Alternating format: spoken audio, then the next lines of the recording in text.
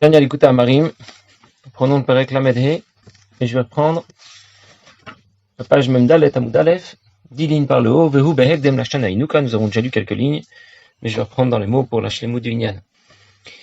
Nour Zaken a posé dans ce Perek deux questions. Début de ce Perek, tout d'abord, quel est l'intérêt de la pratique concrète des mitzvot, la soto? C'est le sujet qui va nous intéresser dans la suite de Prakim à partir du Perek Lamedhe.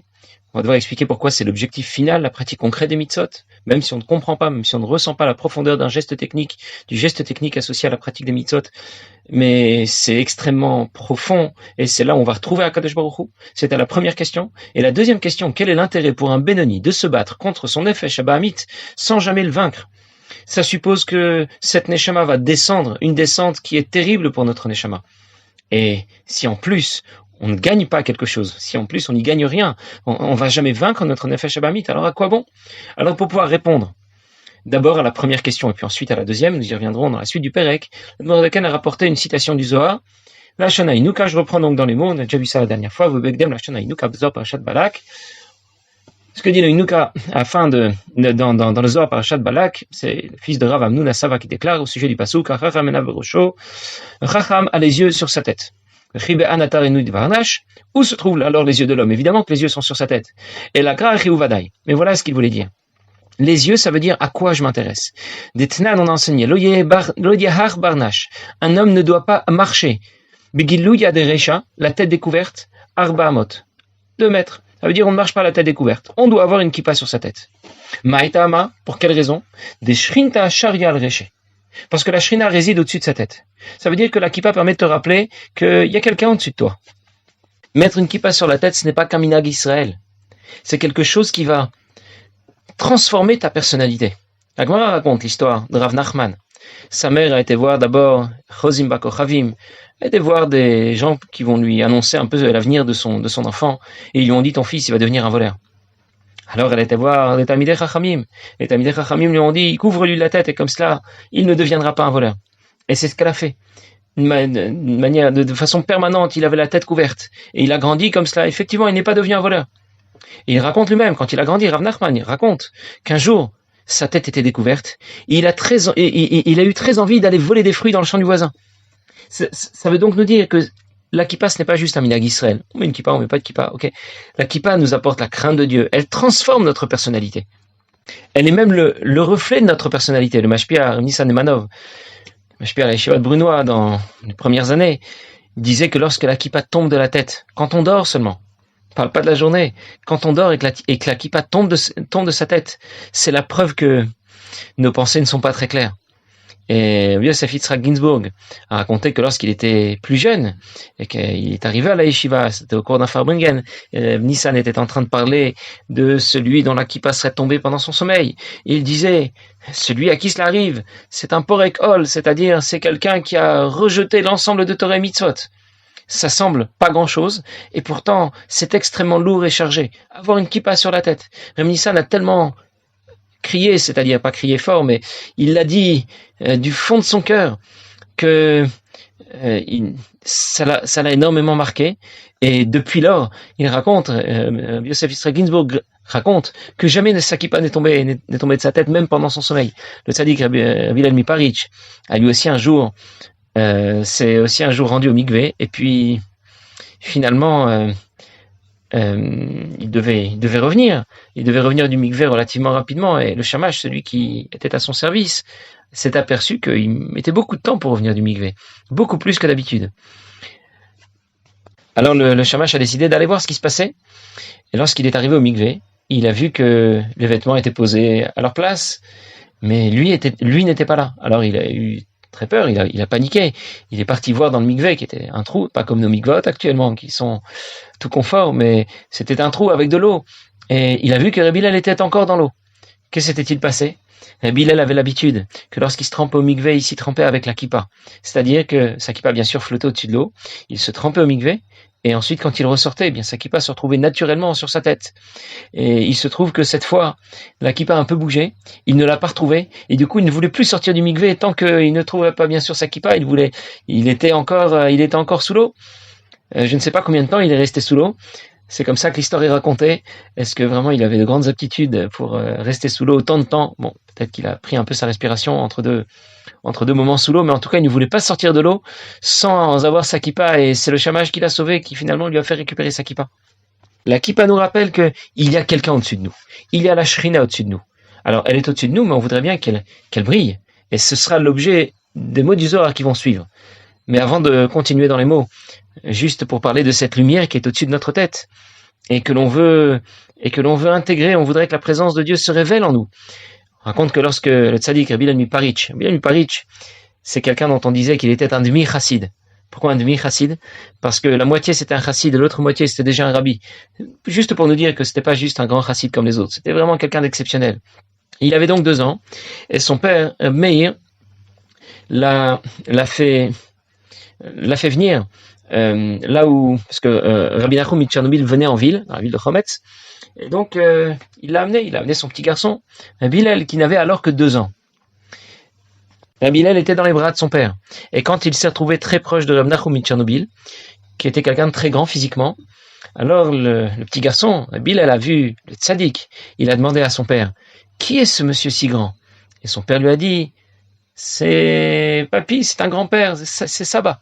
Et Rabbi Hillel alors lui a dit, alors qu'il n'avait que 2 ans, et pourquoi il y a une flamme au-dessus de sa tête? Alors Rabbi Nachum, qui a entendu cela, a dit à son père Meir, fais très attention à cet enfant, protège-le bien. C'est-à-dire que nous, bien sûr, nous ne voyons pas la flamme qui est au-dessus de notre tête. Un tzaddik est capable de la voir, mais elle est là. Et la kippa est là pour nous le rappeler. Alors on ne veut pas seulement avoir l'information, savoir qu'il y a une flamme au-dessus de notre tête, la flamme de la shrina, la présence de Dieu, mais on voudrait aussi que cette flamme vienne se révéler à nous, qu'elle vienne s'intégrer davantage à notre système, qu'on intègre davantage la présence de Dieu. Et pour cela, viennent les mots du Zohar qui suivent. Le Zohar va nous expliquer de quelle façon, qu'est-ce qui va permettre à la flamme de la shrina de briller pleinement sur nous. Alors je continue dans les mots. Et celui qui est chacham, celui qui est sage, eh bien ses yeux sont tournés vers ce qui est au-dessus de sa tête. Quand on parle des yeux tournés au-dessus de la tête, ça veut dire à quoi s'intéresse un chacham? Il ne s'intéresse pas à l'argent, il ne s'intéresse pas aux honneurs, il s'intéresse à Dieu, il voudrait fusionner et rejoindre Akadosh Baruch Hu. C'est ce qu'il a en ligne de mire, c'est son objectif dans la vie, c'est son projet de vie. Ah, je croyais que Dieu était partout. Donc, si de toute façon il est là, quel est l'intérêt de s'intéresser à lui, de s'intéresser à ce qui est au-dessus de sa tête? C'est qu'il est là, bien sûr, mais il est caché. On voudrait qu'il se révèle à nous. On veut intégrer davantage la présence de Dieu. Et là vient l'exemple du Zohar. Donc voilà à quoi s'intéresse le Chacham, à celui qui réside au-dessus de sa tête. Radinui Taman. Alors, puisque ses yeux sont tournés vers la Shrina qui est au-dessus de sa tête. Linda. Il doit savoir. Cette flamme qui est au-dessus de sa tête a besoin, pour prendre sur la mèche, elle a besoin d'un combustible. Begin de gufa de varnashi ou ptila. Le corps de l'homme est comparé à une mèche. Unora adliklela, la flamme brille au-dessus de lui, c'est la flamme de la shrina, de la présence de Dieu. Shlomo malkat savar ve'amar, et Shlomo Amelech déclare et dit, ve'shemen al roshcha, lire ça, il ne faut pas manquer d'huile au-dessus de ta tête. Qu'est-ce que ça veut dire ne pas manquer d'huile? Ça veut dire qu'il faut apporter le carburant, le combustible qui permettra à la flamme de la neshama de briller sur ton corps. La flamme qui est au-dessus de sa tête a besoin de ce combustible.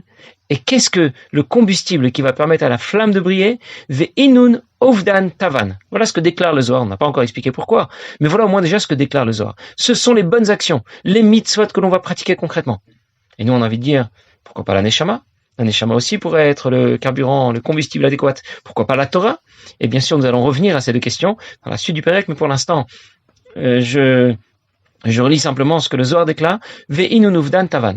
C'est précisément par les bonnes actions, les mitzvot qu'on va accomplir concrètement, que l'on va s'y retrouver, que l'on va retrouver la présence de Dieu. Ve'alda achacham enav berosho atkan leshono. Et c'est pour ça que Kohelet, Shlomo Amelech déclare, achacham enav berosho, celui qui est chacham, eh bien, il ne s'intéresse pas à l'argent, alors il s'intéresse à Dieu, à ce qui est au-dessus de sa tête, et il veut faire en sorte que la présence de Dieu vienne se révéler. Alors je vais reprendre l'exemple que le Zohar vient de nous donner. J'ai compris que je dispose d'une flamme et d'une mèche. Jusque-là, tout est clair. Il y a la flamme, c'est la flamme de la shrina. Il y a le corps qui est comparé à la mèche. Bon, pourquoi le corps d'abord ne suffirait pas? Disons que je suis capable d'apporter une grosse quantité de mèche. et ça va aussi brûler. Alors c'est vrai, ça va brûler, mais la flamme ne sera pas pure. La flamme ne sera pas raffinée. Alors que je vois très bien, lorsqu'on allume le bougie de Hanouka, c'est une lumière avec de l'huile d'olive. Bien, la flamme est plus pure. Il y a une lumière sombre qui est auprès de la mèche et une lumière plus claire qui éclaire à l'extérieur. Si c'est de l'huile qui alimente la mèche, la lumière sera plus claire. Donc déjà, je sais que le corps tout seul ne fera pas l'affaire. Même si j'apporte une grosse quantité de mèche, j'apporte une énorme mèche, ça va brûler, c'est sûr. Mais ça ne donnera pas une lumière propre, une lumière pure. Il me faut donc de l'huile. Et la question qui va nous intéresser, c'est, mais quelle est cette huile qui sera en mesure de faire briller la flamme de la shrina de façon très pure et de façon très, très fine? Alors pour cela, il faut s'arrêter sur les caractéristiques de l'huile. Qu'est-ce qui va faire que justement l'huile est un bon combustible?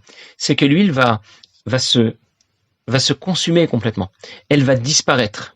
Et là, nous allons mettre le doigt sur l'idée que veut nous signaler, que veut souligner l'Admorazaken. C'est le bitoul. De la même façon que l'huile se consume complètement. Et elle va être capable de rapprocher la flamme de la shrina de la mèche que représente le corps. Eh bien, dans Avodat Hashem, il existe aussi quelque chose qui est marqué par le bitoul, par l'effacement de soi. Et dans quel domaine de notre service de Dieu l'effacement de soi est supérieur? Précisément dans la pratique concrète des mitzvot, beaucoup plus que notre neshama ne peut être effacé devant Akadosh Baruch Hu, et beaucoup plus que la Torah ne peut l'être devant Akadosh Baruch Hu. Nous allons devoir l'expliquer. Pour l'instant, je le déclare seulement. L'Admor Zaken va y revenir dans la suite du Pérec, mais au moins nous savons déjà que ce sont les mitzvot, la pratique concrète des mitzvot, par lesquelles on distingue, les mitzvot plutôt se distinguent par un bitoul profond. Je m'oblige à faire ce que je ne voulais pas faire. Et donc je m'efface devant Akadosh Baruch Hu. Pour ça, je comprends que l'huile dont parlait le Zohar, l'huile qui va permettre à la flamme de prendre sur la mèche, ce qui va permettre dans Avodat Hashem à la flamme de la Shrina de briller sur le corps, ce sera précisément les bonnes actions, les mitzvot que l'on va accomplir concrètement.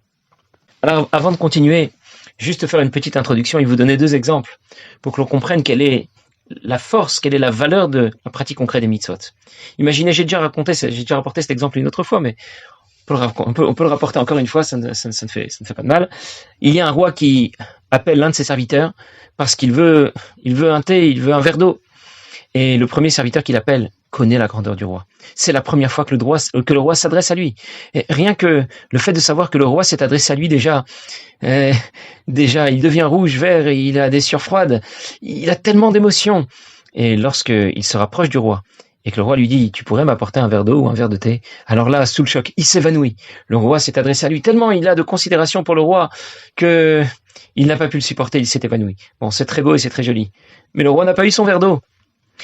Alors le roi va appeler un autre serviteur. Et l'autre serviteur, c'est un serviteur beaucoup plus simple. Il ne sait pas qui est le roi. Ça l'intéresse même pas de savoir qui est le roi. Et le roi lui dit, apporte-moi un verre d'eau. Il sait qu'il doit obéir. Alors il obéit, contraint et forcé. Il va apporter le verre d'eau au roi. Finalement, quel est le meilleur serviteur entre les deux? C'est celui qui a atteint l'objectif. Celui que le roi voulait atteindre. Obtenir son verre d'eau. C'est lui qui a accompli la volonté du roi. Alors c'est vrai que le premier, c'était magnifique. Quelle émotion. Quel beau sentiment pour le roi. Mais finalement, ce sont ses sentiments à lui. C'est lui qui développe toutes ces émotions pour le roi. Le deuxième, lui, s'est effacé davantage. Et donc le deuxième est davantage pénétré de ce bitoul dont nous avons parlé que le premier. Je vais vous donner un deuxième exemple qui nous montre aussi combien dans la pratique concrète, même si ça n'a l'air de rien, mais c'est là que l'on va se retrouver. C'est là qu'on va retrouver Akadosh Baruch Hu. 3 personnes qui travaillent dans un champ. Le premier creuse un trou. Le deuxième passe derrière, il met une graine. Et le troisième recouvre le sol. Très bien, ils travaillent comme ça et ils vont planter l'ensemble du champ. Et puis un jour, il y a le deuxième qui s'absente. Donc le premier arrive, lui il fait son travail, il creuse. Et puis le deuxième, il est pas là, il est absent. Et le troisième arrive derrière et il recouvre. Alors, évidemment, il y a quelqu'un qui les voit travailler comme ça, il dit 1 seconde, qu'est-ce que vous faites là? Je sais pas, moi on m'a demandé de creuser. L'autre il dit, moi on m'a demandé de recouvrir le trou. Et il leur a dit, mais si personne ne met la graine, c'est vrai que c'est pas grand chose de mettre une graine dans un trou. Ça fait pas beaucoup de bruit. Et pourtant, c'est là que l'on va retrouver l'essentiel de ce qu'on cherchait. Si personne ne met la graine, rien ne pousse. Mettre la graine, ça fait pas beaucoup de bruit. Et pourtant, c'est là tout l'objectif. Les émotions, Emouna, Ahava Ve'yira, c'est très fort, c'est très beau, ça fait beaucoup de bruit, mais c'est pas l'essentiel. L'essentiel, ça reste l'action concrète. Alors on va pouvoir maintenant le lire dans les mots. Lorsque dans le Zohar on a comparé la lumière de la Shrina à la lumière d'une flamme, d'une bougie, qui ne peut pas tenir sur la mèche s'il n'y a pas d'huile. De la même façon, la Shrina ne peut résider sur le corps de l'homme qui est comparé à une mèche. Et là, l'idée maasim tovim dafka, seulement par les bonnes actions. Et la Zaken demande, mais il le demande pas comme une question, il le demande comme une réponse.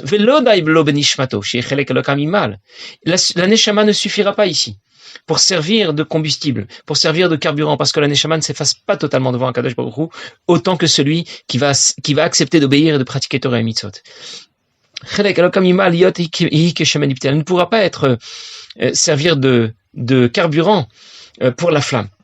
Parce que même si la Neshama développe énormément d'amour et de crainte pour Akadosh Baruch Hu, mais elle a conscience de son existence. Elle est là et elle existe. J'aime Dieu, je le crains, avec un grand J majuscule.